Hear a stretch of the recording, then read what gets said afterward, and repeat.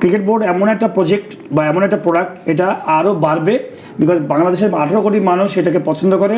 আপনি যদি সুন্দরভাবে যদি প্ল্যান করেন, এই যে মাঠের কথা বলছেন, মাঠ তৈরি করার জন্য টাকা লাগবে না ক্রিকেট বোর্ডের। আপনি 64 জেলায় ক্রিকেট বোর্ড থেকে একটা চিঠি পাঠান ডিসি বরাবর, ওনার বাসা আমি জানি না অরিজিন কোথায়, কোন ডিস্ট্রিক্ট, পঞ্চগড়ের ডিসির কাছে একটা চিঠি পাঠান যে ভাই আমাকে 20 বিঘার একটা জায়গা দেন, আমি একটা সুন্দর ক্রিকেট মাঠ বানাতে চাই, পঞ্চগড় ক্রিকেট গ্রাউন্ড, শুধু ক্রিকেট গ্রাউন্ড। এবং আমাদের আজকে যে প্যানেলিস্ট, সেখানে খালেদ মাসুদ পাইলট রয়েছেন এবং রিয়াসাত আজিম রয়েছেন। আমরা একটা গেম খেলি, সেটা হচ্ছে আমরা টস করি। টসে যিনি জেতেন উনি প্রেডিক্ট করেন আজকের ম্যাচটা কে জিতবেন। সো পাইলট ভাই যেহেতু সিনিয়র, অবশ্যই পাইলট ভাই চুজ করবেন। আচ্ছা, আমি আগে টস করার পর আপনি হেড এন্ড টেইল আমি আগে টস করি, পাইলট ভাই, তারপর আপনি বলবেন। Let's see. হেড। আমি একটু দর্শকদের দেখাতে চাই কি উঠেছে। ইয়েস, দর্শকদের দেখেছে পাইলট ভাই, এটা টেল। পাইলট ভাই হেরেছে। রিয়াসাত আজিম, খেলা হলে আমি মনে করি পাকিস্তান জিতবে।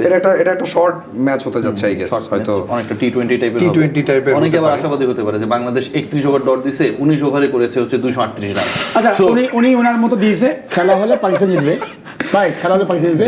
আমার মনে হয় খেলা হবে না আজকে। আপনি বলছেন খেলা হবেই না? বৃষ্টি, নট ইভেন 20 ওভার্স মনে হয় না। এটা হচ্ছে প্রেডিকশন খালেদ মাসুদ পাইলটের। এমনি ওভারঅল মিলে বাংলাদেশ যখন এই জায়গা থেকে ফিরে আসবে দেশে, খালেদ মাসুদ পাইলট আসলে মেন্টালিটিটা কি থাকবে? হয়তো প্লেয়াররা কিছুদিন মানে একটু খারাপ অবস্থা থাকবে, ডিপ্রেশন থাকবে। আবার হয়তো দেখা গেলো যে মানুষ, শোনেন, একটা ইভেন্টের সাথে শেষ হবে, 3-4 দিন হয়তো খারাপ সময় ফ্যামিলির সাথে সময় কাটাবে, আবার ডিপিএল ইনভলভ হবে। বাট এটা হচ্ছে প্লেয়ারদের কাজ। কিন্তু আমি মনে করি বোর্ডের উচিত নতুন করে চিন্তা ভাবনা করা, কি করা উচিত আমাদের, এখন কি করব, আগামীকালকে কি করব, এবং ভবিষ্যতে আমাদের কি করা উচিত, এগুলো প্ল্যান করা উচিত। লিটন মুস্তাফিজ কি দল পেয়েছে ডিপিএল? লিটন মুস্তাফিজের কাছে হচ্ছে গুরুত্বপূর্ণ, মানে লিটন বাদ পড়ছে কিন্তু ওয়ানডে ফরম্যাট থেকে না, 50 ওভারের ক্রিকেট, তার মানে তাকে ওয়ানডেতেই ভালো পারফরমেন্স করা উচিত। লিটনের এখন খেলার থেকে টাকা দরকার। প্রিমিয়ার লিগে দল তো করে তো কেউ নিতে চাইছে না, ব্যাপারটা এখনো হয়নি। সে হচ্ছে টোকেন নিয়েছে, কিন্তু কোনো দলের সাথে এখন 50 লাখ সে চায়, সেই টাকা দিতে কেউ রাজি না, এই হচ্ছে অবস্থা। সো তার চাওয়াটা কি? খেলার থেকে এন্ডোর্সমেন্ট দরকার, টাকা দরকার, ইন্স্যুরেন্স দরকার। ভাই এত বড় বড় ক্রিকেটার বাংলাদেশের প্রেক্ষাপটে সবাই তো খেলতেছে। তো আপনি কি হয়ে গেছেন ভাই? আপনার তো খেলাটা জরুরি। আপনি না খেলে যখন আপনি চিন্তা করবেন যে আমি কম টাকা পেলাম, খেলবো কি খেলবো না, ঠিক আছে বৈশা থাকবো, এটাই হচ্ছে বাংলাদেশের সবচেয়ে বাজে মেন্টালি। খালেদ মাসুদ পাইলটরা যখন খেলছে, ওই পারলে মোটরসাইকেলে হেলমেট পরে হচ্ছে ব্যাটিংয়ে নেমে পড়ছে। আমি আমাদের প্রয়াত নাদির স্যারের কাছ থেকে এই গল্প শুনেছিলাম। এরকম সিচুয়েশন ছিল। খেলার প্রতি মানুষের আবেগ, ভালোবাসার জায়গাটা কেমন ছিল। আর এখন টাকা যদি পায় তাহলে খেলবে, নাহলে খেলবে না। আমি ছোট্ট একটু অ্যাড করবো। আমার মনে আছে আমি আজ থেকে আরো ধরেন 15-16 বছর আগে যখন লিগ খেলতাম, আমার এখনো একটা ক্লাবের টাকা ফুল বছরের বাকি আছে, কিন্তু আমি একবার কি দুইবার চেয়েছিলাম যে দেয় নাই। আমার কাজ হচ্ছে খেলা, দিলে দিবে, না দিলে না দিবে। আছে আমার খেলা, আমি অ্যাজ এ প্লেয়ার আমার দায়িত্ব হচ্ছে খেলা, ম্যাচ খেলতে চাই।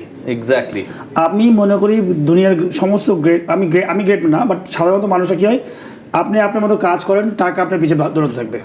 আপনার কাজে আপনি মনোযোগী হন, টাকার পিছিয়ে মনোযোগী হন না। আপনি যখন খেলতেন, যখন আমরা টেস্ট শুরু করেছি, আপনি ক্যাপ্টেন্সিও করেছেন, সে সময় আমরা দেখতাম যে টপ অর্ডার ধসে পড়েছে। খালেদ মাসুদ পাইলট দাঁড়িয়ে গেল, মোহাম্মদ রফিক দাঁড়িয়ে গেল, আমরা একটু ইনিংসটা লম্বা করলাম, অথবা আপনি সেঞ্চুরি করলেন। খুব কি পরিবর্তন হয়েছে আমাদের খেলায়? এখনও তো টপ অর্ডার ধসে পড়ে, এবং জাকির আলী অনেক, যার রোলটা ফিনিশার, তাকে লম্বা ইনিংস খেলতে হয়। দেন আমাদের সময়ে আমি বলবো যে আমরা কিন্তু ওই ফ্যাসিলিটিসটা পাই নাই। এবং আমার মনে হয় যে আমরা যে লেভেলে খেলতাম, ধরেন একটা পুকুরের মধ্যে মাছ, সেই মাছটাকে সমুদ্রের মধ্যে ছেড়ে দেন, ঠিক একই অবস্থা, যে কিনারা পাবে না। আমরা যখন আইসিসি চ্যাম্পিয়ন হওয়ার আগে আমরা খেলতাম Kenya, Malaysia, Papua New Guinea, এদের সাথে খেলতাম। তারপরে কিন্তু আমরা যাদেরকে দেখতাম খেলা, ওয়াসিম আকরাম, টেন্ডুলকার থেকে টিভিতে দেখতাম, বা কাপিল দেব, হ্যাঁ টিভিতে দেখতাম, ডি সিলভা টিভিতে দেখতাম। তো যখন আমরা এখানে গেলাম, আপনি যেই কিন্তু আমরা সমুদ্রের মধ্যে পড়লাম, তখন আমরা চিন্তা করছিলাম যে কী করে আমরা আমাদের মান সম্মান বাঁচাবো, সেই ক্রিকেটটা খেলতাম। যে 50 ওভারে খেলা, আমার মনে আছে প্রথম যখন ডেবু হয়, সাবের ভাই ছিলেন তখন আমাদের ম্যানেজার।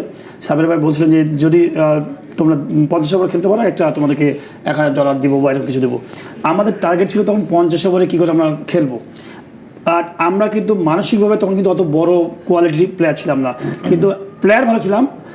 আমি মনে করি ক্রিকেট খেলতে গেলে সবচেয়ে বড় ইম্পর্টেন্ট হচ্ছে যে প্লেয়ার, ধরেন আপনি ওই সময় আমরা 8 ঘন্টা প্র্যাকটিস করছি, এখন 8 ঘন্টা প্র্যাকটিস করি, কিন্তু মেন্টালিটি অনেক বড় ব্যাপার। আপনি যখন খেলতে খেলতে মানসিকভাবে, কলজা ইম্পর্টেন্ট, আপনি কতখানি স্ট্রং কলজা, তাহলে ভালো খেলবেন। যেমন আফগানিস্তান, কলজা স্ট্রং, ভালো খেলে।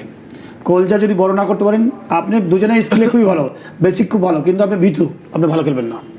আপনি এই জায়গাটা খুবই স্ট্রং হতে হবে। তো এখনকার প্লেয়াররা আমি বলবো যে ফ্যাসিলিটেশনটা পায়, বড় বড় বিপিএল খেলছে, আইপিএলে খেলছে, বিদেশি প্লেয়ার সাথে রেগুলার জন্মের পরে খেলছে ইন্টারন্যাশনাল ম্যাচ।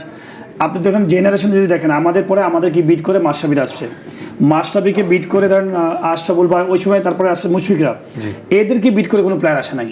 তার মানে আমাদের কোনো ইমপ্রুভমেন্টের জায়গাটাই তৈরি করতে পারি আমরা। আমাদের একটা হচ্ছে প্লেয়ারদেরও দোষ, আমরা নিজেকে কোনো দিনই স্বপ্ন দেখি নাই যে আমরা বিরাট কোহলি, রোহিত শর্মা বা এবিডি ভিলিয়ার্স হবো। সেকেন্ড হচ্ছে আমাদের যে নিচের যে এনভায়রনমেন্ট, সেই এনভায়রনমেন্টটা আমরা ডেভেলপ করি নাই। ক্রিকেট বোর্ড এই 1300 কোটি টাকা নিয়ে আপনি কোথায় যাবেন? 1300 কোটি টাকা, আমি তো মনে করি 2600 কোটি টাকা হবে। বিকজ হচ্ছে ক্রিকেট বোর্ড এমন একটা প্রজেক্ট বা এমন একটা প্রোডাক্ট, এটা আরও বাড়বে। বিকজ বাংলাদেশের 18 কোটি মানুষ এটাকে পছন্দ করে। আপনি যদি সুন্দরভাবে যদি প্ল্যান করেন, এই যে মাঠের কথা বলছেন, মাঠ তৈরি করার জন্য টাকা লাগবে না ক্রিকেট বোর্ডের। আপনি 64 জেলায় ক্রিকেট বোর্ড থেকে একটা চিঠি পাঠান ডিসি বরাবর, ওনার বাসা আমি জানি না অরিজিন কোথায়, কোন ডিস্ট্রিক্ট, পঞ্চগড়ের ডিসির কাছে একটা চিঠি পাঠান যে ভাই আমাকে 20 বিঘার একটা জায়গা দেন, আমি একটা সুন্দর ক্রিকেট মাঠ বানাতে চাই, পঞ্চগড় ক্রিকেট গ্রাউন্ড, শুধু ক্রিকেট গ্রাউন্ড। বিকেএসপি 3 নম্বর 4 নম্বরে যেমন গ্রাউন্ড আছে, শুধু প্রাচীর দিয়ে ঘেরা, দুটো ড্রেসিং রুম দিয়ে একটা মাঠ বানান। ধরেন সাপোজ একটা 20 বিঘা দিল একর করে ডিসি মহোদয় কিন্তু খুব খুশি হবে যে আমি ক্রিকেটের জন্য একটা কিছু দিয়ে গেলাম পঞ্চগড় বাসীর জন্য। ক্রিকেট বোর্ড একটা মালিক দরকার নাই, পঞ্চগড় ডিসি মালিক হোক, আমরা ক্রিকেট বোর্ড এটা ডেভেলপ করে দেবো। কীভাবে ডেভেলপ করবো? আমার কোনো টাকা লাগবে না ক্রিকেট বোর্ডের।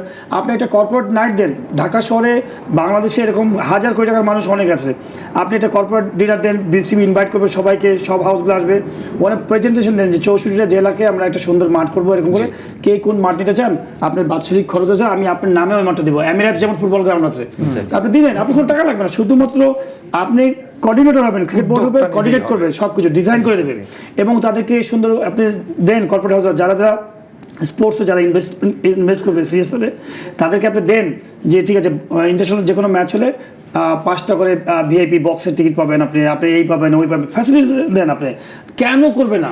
সব মানুষ আপনি ভালো জায়গায় টাকা দিতে চায়, কিন্তু আপনি টাকা দেবেন চুরি হয়ে যাবে, তাহলে তো দেবে না।